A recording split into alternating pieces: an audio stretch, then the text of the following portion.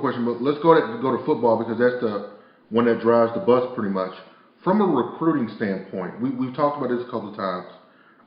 You said that we're looking at recruiting maybe 2-star, 3-star, maybe a couple of 4-star athletes. I actually didn't know that there's a boost in scholarships moving from FBS to FCS.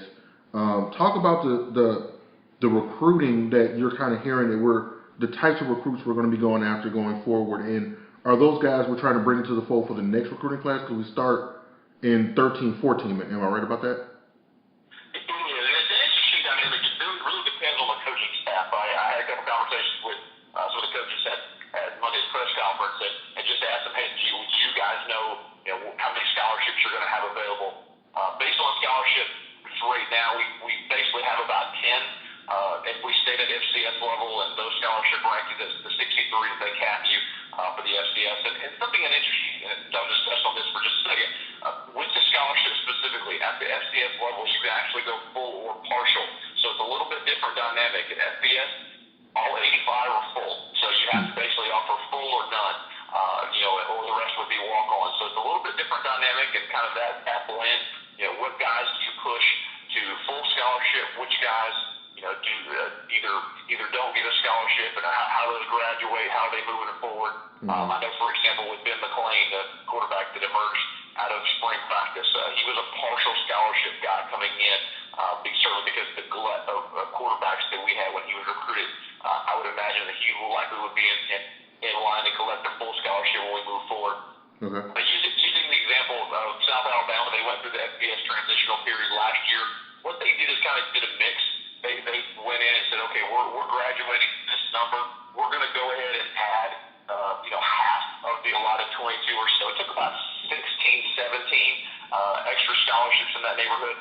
In all actuality, if we wanted to use and make 2013 an enormous recruiting class, we probably could take over 30 next February. I do not anticipate that happening. I think it makes no sense because you certainly don't want to have such a humongous class that you would eventually graduate in 2016, 2017 in that neighborhood. So it's an interesting dynamic, but yeah, talking about the quality of recruits, we're already seeing, and it's very early. The evaluation period just opened the 15th, so scholarships can begin to come out verbally.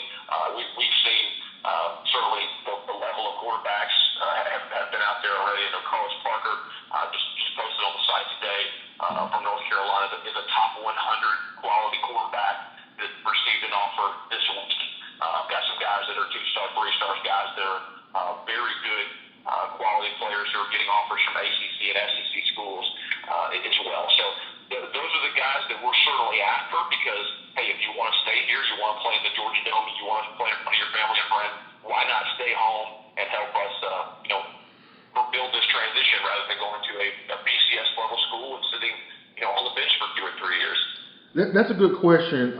In the South, especially for football, is a hotbed of recruiting. I know Georgia Tech, Georgia are going to get their recruits. Georgia Southern occasionally gets some types of recruits. Do you see us taking away from probably not Georgia Southern, maybe from an offensive standpoint, but do you see us taking away from any of the big schools? You just talked about a kid who was a top 100 recruit. Players we're going to be getting, and also, is this the recruiting class we finally get some size since we're going to the FCS? It's a great point, and you're right about Georgia. And I try to talk to fans constantly about us recruiting versus the University of Georgia. They recruit regionally and nationally. We're not going to recruit head up against them. Now, there may be people who may be interested in going to Georgia who may not be a candidate for an offer potentially or a late ad or something like that. Where if we're in front of very early, and basically that's a huge thing in recruiting too. You always remember the first offer you get. And the coaching staff has done a great job now for 2 consecutive cycles of evaluating guys very early. And we've had to fight and claw with guys. We fought off guys that had FBS offers and even had SEC offers to come and commit to us. That's the biggest thing that's going to continue to be the biggest challenge. But I think it's a great thing for Coach Curry and his staff is being able to identify these guys early, get on them, offer them early, and stay with them basically continuously throughout the evaluation period throughout summer, because when they do explode, they do blow up, we are much more attractive to go and steal them away. No disrespect to our friends down in Statesboro, but we are competing at any level for the same recruit.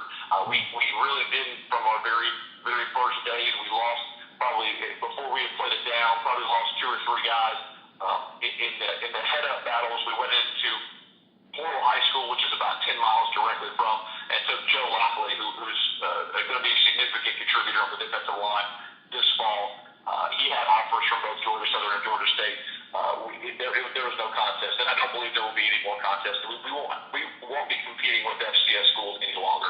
We will be going after guys who want to go to, want to leave the Metro Atlanta area, go to Troy or UAB, or would go to Middle Tennessee State. Going to different places that way. Those are the level of recruits that we're looking at right now. And in all honesty, these are guys that would not play at FCS level. These guys that would probably go to the MAC or other Sun Belt schools, or a lower tier Big East schools. You're going to find guys like that who we're recruiting for. Okay, that's really good to hear. I mean, in all honesty, if you've ever been to Statesboro, this is more of a shout out to my brother who graduated from there. We've had conversations going back and forth. It's Statesboro. I'm just saying. All right.